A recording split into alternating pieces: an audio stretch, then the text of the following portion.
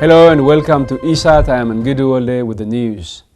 Volunteers and victims of attacks by Liyu police and militia in Somali region say the humanitarian situation of internally displaced persons in the region need immediate attention. Food and medical supplies were needed immediately, according to a doctor volunteering for Red Cross and Red Crescent, who said he had information that over 20,000 people were uprooted from their homes in Jijiga alone after last week's attack by the Liyu police and the Hego armed youths allied to regional ex-president Abdi Ile.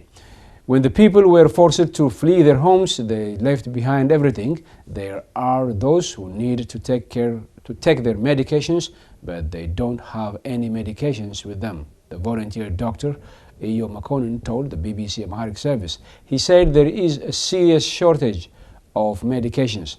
Those who sought shelter at a military camp share food with the army as they have no other ways to find food. The doctor said he has seen about 2,000 people sheltered at a military camp.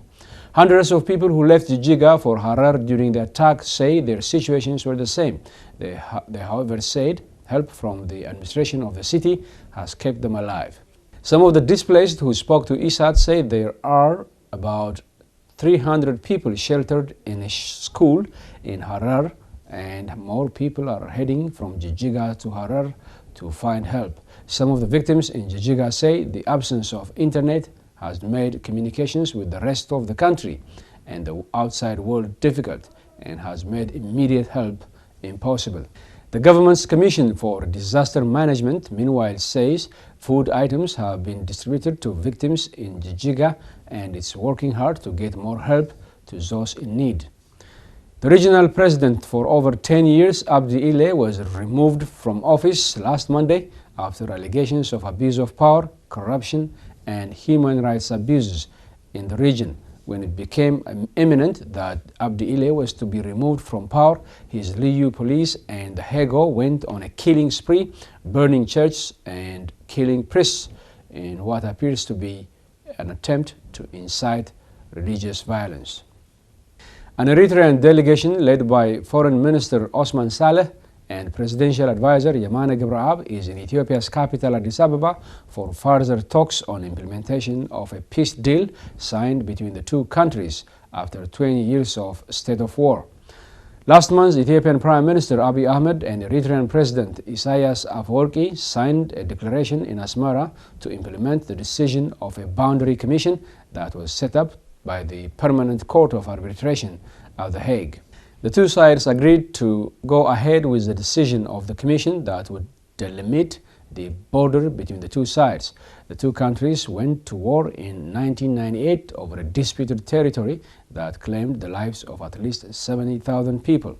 Although the territory of Badime was the flashpoint of the war, analysts agree that economic measures taken by both sides have contributed to the conflict.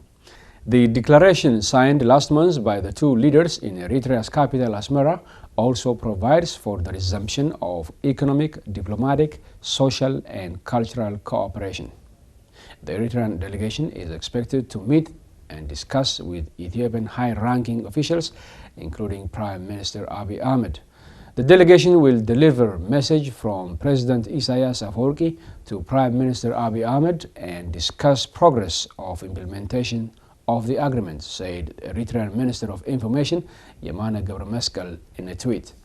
Peace overtures by a new Prime Minister in Ethiopia in April to open negotiations and establish relations with its neighbor was reciprocated by the Eritrean president, leading to historic visits by both leaders to the other country. Sunday's inauguration of Zimbabwe's President Emerson Mnangagwa has been halted after a legal challenge by the opposition against the election result. MDC leader Nelson Chamisa says he has evidence to show that he was cheated out of last week's presidential vote. His party says the poll was marred by mammoth theft and fraud, but the Electoral Commission insists that there was no skullduggery. Mr. Mnangagwa won 50.8% of the vote compared with Mr. Chamisa, who won 44.3%. The inauguration is no longer going ahead as planned, Justice Minister Zayambi said after the opposition filed the challenge today. Zimbabwe's constitution allows a presidential candidate to legally challenge electoral results within 7 days of a winner being declared. The Constitutional Court now has 14 days to rule on the legal challenge by the Movement for Democratic Change, MDC. That ends the news. Have a nice weekend.